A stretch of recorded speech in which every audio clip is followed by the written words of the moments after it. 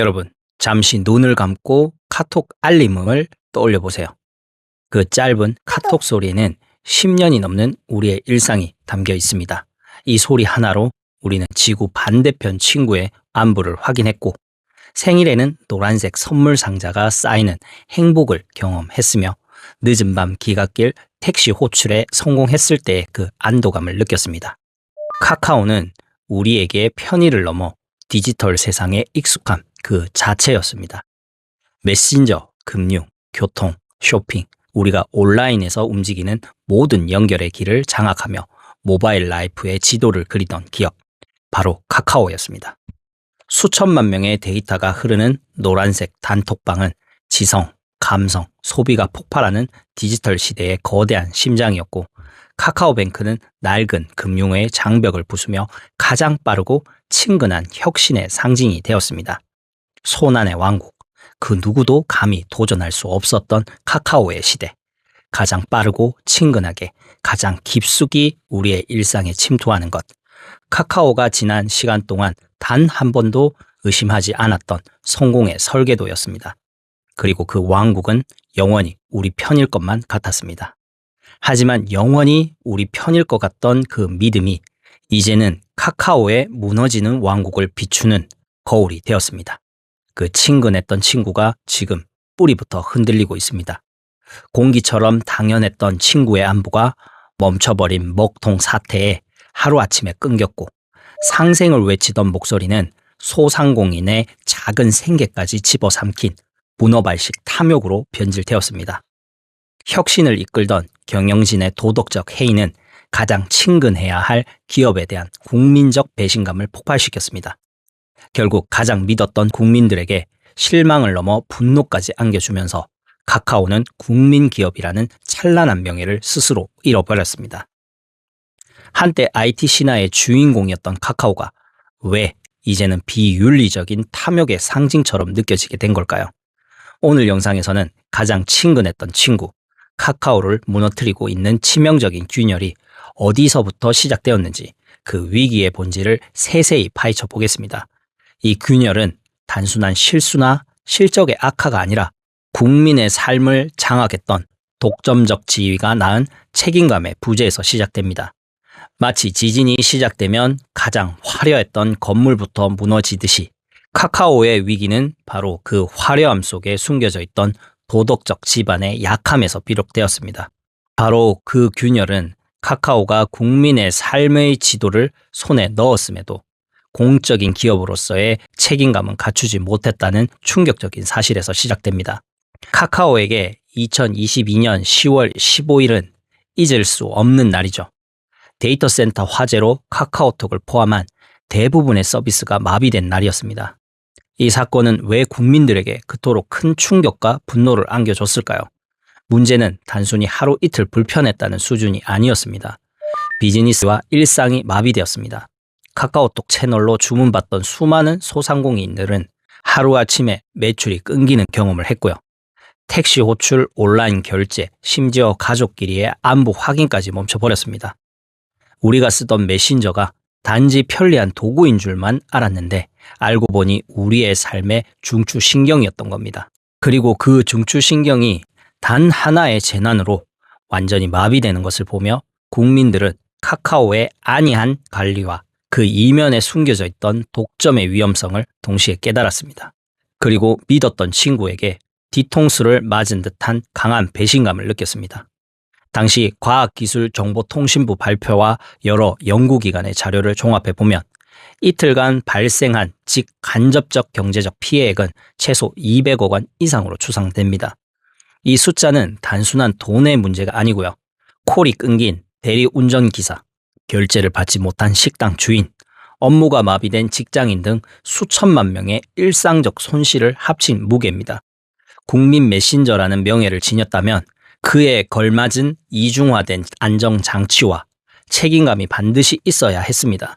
하지만 카카오는 이 기본적인 책임을 다하지 못했고 수천만 명의 사용자들은 이렇게 허술하게 관리될 수 있나라며 그들의 IT 기업으로서의 능력과 공적 기업으로서의 자세를 모두 의심하게 됐습니다. 이 사건은 카카오의 추락을 알리는 가장 상징적인 균열이었습니다. 카카오를 향한 두 번째 분노는 탐욕 논란입니다. 카카오는 국민 메신저라는 막강한 플랫폼 파워를 바탕으로 수많은 영역으로 사업을 확장했습니다. 이른바 카카오 공화국이라 불릴 정도였죠. 문제가 된 건 사업 확장 그 자체가 아닙니다. 상생이라는 미명 아래 골목 상권까지 침범하며 중소 자영업자들의 생계를 위협하는 모습이었습니다. 카카오는 대리운전 시장은 물론이고요. 꽃배달, 간식 배달처럼 중소 자영업자들이 생계를 지키던 영역까지 플랫폼의 힘으로 공격적으로 진출했습니다. 마치 문어발처럼 사방을 집어삼키기 시작한 겁니다. 그 침범의 방식과 피해는 매우 구체적이었습니다. 모빌리티 분야만 봐도 알 수 있습니다. 택시, 대리운전, 퀵서비스는 대표적인 소상공인 영역인데요. 카카오는 카카오티 플랫폼을 통해 시장을 압도적으로 장악했습니다. 이후 돈을 더 낸 승객에게 택시를 우선 배정하는 유료 호출 서비스를 운영했는데 이것이 곧 콜 몰아주기 논란으로 번지며 기존 택시 기사들의 생계를 위협했죠.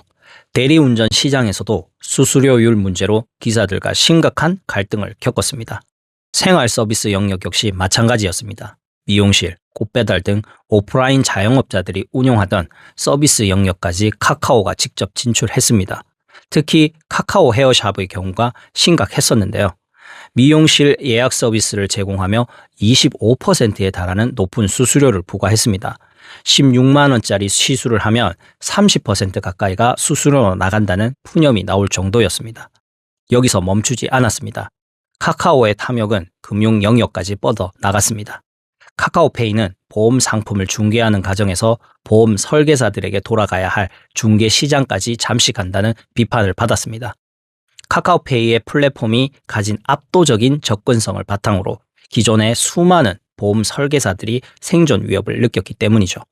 이 모든 과정에서 독점적 지위 남용 논란은 국민의 공분을 샀습니다. 친근했던 기업이 약자를 짓밟는 모습을 보며 국민의 공분은 걷잡을 수 없이 커졌습니다. 마치 착한 줄 알았던 친구가 알고 보니 동네 상권을 위협하는 거대 악덕 상인처럼 느껴졌던 겁니다. 결국 이 문어발식 확장은 단기적으로는 카카오의 덩치를 키웠지만 동시에 성장 동력의 둔화와 대중의 냉소를 가져오는 양날의 검이 되었습니다. 이제 이 문제가 윤리적 해이라는 치명적인 문제와 결합하면서 카카오 제국 전체의 도덕적 신뢰마저 붕괴시키기 시작합니다. 결국 카카오의 위기는 사람의 문제로 귀결됩니다. 창업자와 경영진들이 연루된 잇따른 사법 리스크와 도덕적 해이는 카카오라는 브랜드의 도덕성에 치명적인 상처를 입혔습니다. 경영진의 사법 리스크는 단순히 개인의 일탈로 치부할 수 없습니다. 이것은 회사가 제시해야 할 비전과 투명성에 대한 근본적인 의문을 던지기 때문이죠. 가장 대표적인 사건은 SM 엔터테인먼트 인수 과정에서 불거진 시세 조정 의혹입니다. 카카오의 고위 경영진이 경쟁사의 공개 매수를 막기 위해 주가를 인위적으로 끌어올렸다는 혐의를 받게 되었죠. 비록 2025년 10월 21일 1심에서는 무죄가 선고되었지만 검찰이 즉각 항소하면서 이 혐의에 대한 논란은 아직도 진행 중입니다. 이 사건은 국민들에게 충격을 주기에 충분했습니다. 카카오라는 거대 기업이 정당한 경쟁의 룰을 어기고 심지어 자본시장의 공정성을 훼손하는 데 앞장섰다는 의혹이 불거졌기 때문이에요. 이는 혁신을 이끌던 IT 기업이라는 이미지와는 완전히 상반되는 구시대 재벌 기업의 후진적인 행태로 비춰지기에 충분했어요.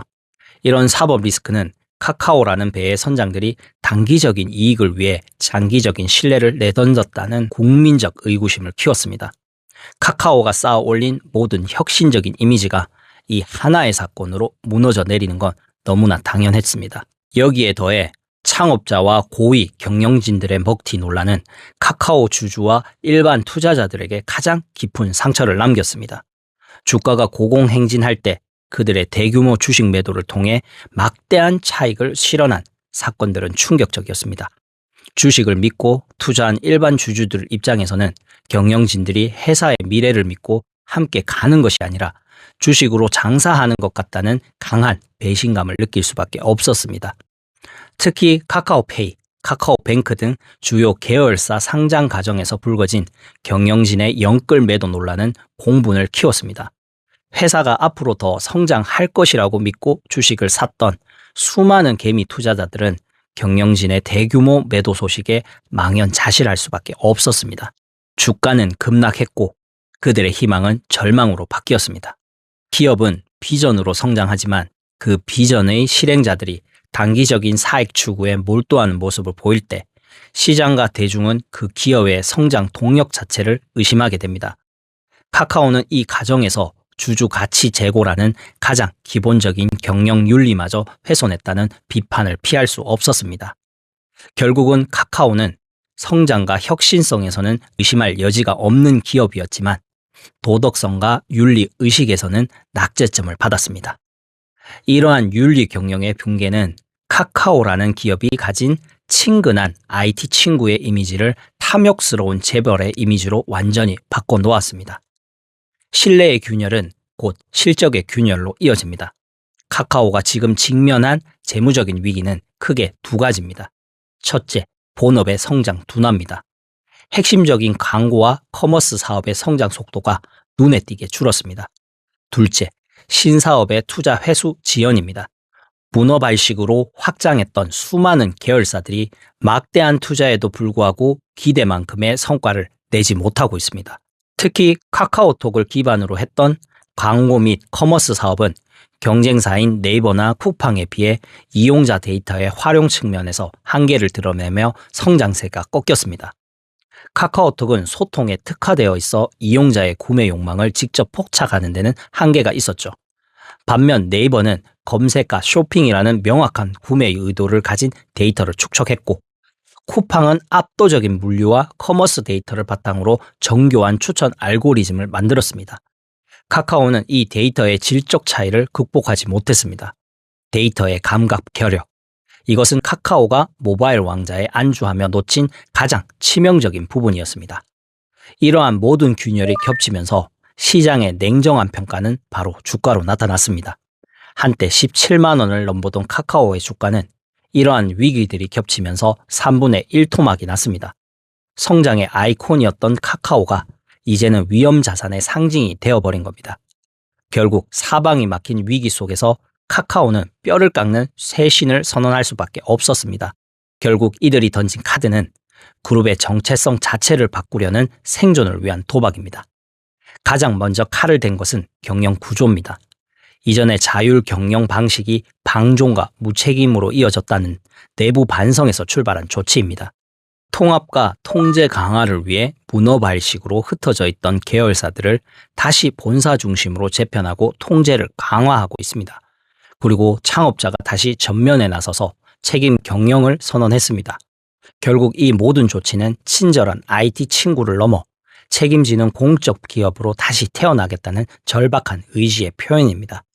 과거의 방종에 가까웠던 무책임한 경영에서 벗어나 그룹 전체가 하나의 방향을 보고 움직이겠다는 선언과 같았습니다. 이와 함께 국민적 분노의 대상이었던 문어발식 확장에 대한 대대적인 수술이 진행되었습니다. 골목 상권 침해 논란이 강했던 꽃배달, 간식배달 사업 등에서 사업 철수를 선언했고요. 카카오 택시의 유료 호출 서비스인 스마트 호출 역시 폐지했습니다. 카카오는 여기서 멈추지 않고 플랫폼 종사자와 소상공인을 지원하기 위해 5년간 3천억 규모의 상생기금을 조성하겠다고 발표했습니다. 또한 소신상인 프로젝트 같은 지원 사업을 통해 소상공인들이 카카오 플랫폼을 활용해 성장할 수 있도록 돕는 방향으로 초점을 바꿨습니다. 이러한 탈문어발 선언은 단순히 사업을 정리하는 것을 넘어 기업의 사회적 책임을 이행하고 잃어버린 국민적 신뢰를 되찾기 위한 가장 기본적인 노력입니다. 이러한 쇄신 노력과 동시에 카카오는 다음 성장 동력으로 AI의 모든 것을 걸었습니다. 카카오는 카카오 브레인을 중심으로 거대 언어 모델 개발에 집중하고 있습니다. 이는 카카오톡이라는 강력한 플랫폼에 AI라는 새로운 심장을 이식하려는 절박한 시도입니다. 카카오톡의 AI 기능을 접목하는 것이 이들의 핵심입니다. 대화 요약, AI 프로필 생성 같은 기능을 카카오톡에 바로 넣고요. 나아가 AI 기반 광고 등 새로운 수익 모델을 만들어 제2의 성장을 이끌어내려 하고 있습니다. 마치 낡은 휴대폰에 최신 CPU를 끼워 넣는 것처럼 카카오톡을 AI 시대에 맞게 근본적으로 혁신하려는 겁니다. 이것은 카카오가 모바일 시대의 영광을 뒤로하고 AI 시대의 선두주자로 다시 태어나려는 배수의 진입니다. 카카오 창업자가 직접 AI는 우리의 모든 것이다 라고 선언했을 정도로 그룹의 생존이 이 올인 전략에 달려 있습니다. 그런데 이 AI 시장의 끝에는 이미 거대한 경쟁자 네이버가 버티고 있습니다. 카카오와 네이버는 지금 완전히 다른 전략으로 싸우고 있는데요. 카카오는 카카오톡이라는 압도적인 모바일 사용자 기반을 앞세워 AI 혁신을 시도합니다. 반면 네이버는 하이퍼 클로바 X 같은 독자적인 거대 언어 모델 기술을 통해 B2B 중심의 AI 플랫폼을 공략하는 전략이죠. 서로의 강점만큼 약점도 명확합니다. 카카오는 기술력 자체에서는 네이버에 비해 후발주자라는 약점을 안고 있습니다. 반대로 네이버는 뛰어난 기술력을 가졌지만 카카오톡만큼 우리의 일상에 깊숙이 침투한 플랫폼이 부족하다는 점이 약점입니다. 결국 이 싸움은 기술력이 이길 것인지 아니면 플랫폼 장악력이 이길 것인지를 결정하는 운명의 대결입니다. 이 싸움이야말로 카카오가 잃어버린 과거의 명예와 미래의 생존을 건 마지막 승부가 될 것입니다. 지금까지 카카오의 위기, 그리고 그들이 생존을 위해 시작한 거대한 쇄신 노력을 함께 살펴봤습니다. 한 가지 사실은 분명해졌습니다. 카카오의 위기는 단순히 기술 경쟁에서의 패배가 아닙니다. 국민 메신저라는 가장 강력한 무기 플랫폼을 가지고도 책임과 윤리라는 기본적인 방패인 신뢰를 스스로 버린 결과입니다. 과거 카카오의 성공은 친근함과 혁신이라는 긍정적인 이미지 위에 세워졌습니다. 하지만 지금은 그 이미지가 탐욕과 무책임이라는 부정적인 그림자에 갇혀버렸죠. 다른 위기의 기업들이 공간이나 제조업의 가치가 무너져서 흔들렸다면 카카오의 위기는 그들이 가장 중요하게 여겨야 할 국민과의 관계 자체가 무너진 훨씬 더 근본적인 문제입니다. 그래서 카카오는 지금 자신들의 과거를 부정하고 기술 기업이라는 새로운 정체성으로 나아가려 하고 있습니다. 국민 기업의 명성을 다시 얻기 위해 비상 경영과 AI 올인이라는 가장 가감하고 위험한 승부를 벌이고 있는 겁니다. 이것은 단순한 사업 재편이 아니라 카카오라는 브랜드의 도덕적 DNA 자체를 바꾸려는 처절한 몸부림입니다. 그들은 지금 과거의 영광을 모두 버리고 미래의 기술력에 모든 것을 베팅하고 있습니다. 그리고 이제 질문은 단 하나로 좁혀집니다. 과연 카카오는 이 거대한 변신에 성공할 수 있을까요? 친근한 IT 친구라는 낡은 허물을 벗고 신뢰받는 AI 기술 기업이라는 새로운 모습으로 우리 곁에 서게 될까요? 아니면 너무 늦어버린 무모한 도전으로 기록될까요? 우리는 그저 지켜볼 뿐입니다. 그 누구도 이 질문에 쉽게 답할 수 없습니다. 결국은 카카오가 지금 쏟아붓고 있는 모든 노력들이 잃어버린 신뢰를 되찾고 제2의 도약을 이뤄낼 수 있는 불씨가 되기를, 친근했던 그 기업이 다시 성공하기를 바랄 뿐입니다. 이 질문의 답은 아직 누구도 알 수 없습니다. 하지만 한 가지는 분명합니다. 지금의 카카오는 과거의 성공이 아니라 변화라는 낯선 언어로 미래를 쓰고 있습니다. 분명한 건 지금 이 순간에도 카카오는 생존을 위해 자신들의 모든 것을 걸고 가장 냉혹한 시험대 위에 서 있다는 사실입니다.